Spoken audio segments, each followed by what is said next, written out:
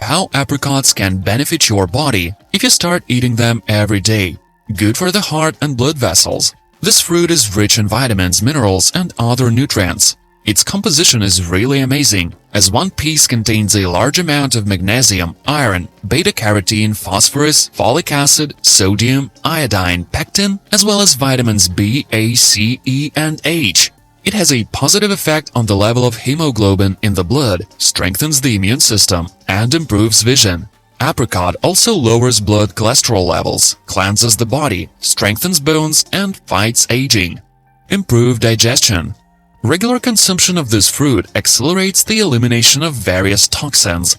The general condition of the digestive system also becomes better and the stomach is cleansed. Keep you hydrated. Apricots contain a large amount of liquid, which helps maintain the water balance in the body. Therefore, if you're feeling thirsty, you can eat an apricot. Reduce hunger. Apricots are ideal fruits for those who keep diet. They contain fiber, which causes a feeling of satiety.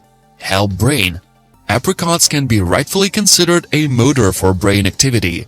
They improve memory and are very useful for those who are engaged in intellectual work. Improve skin.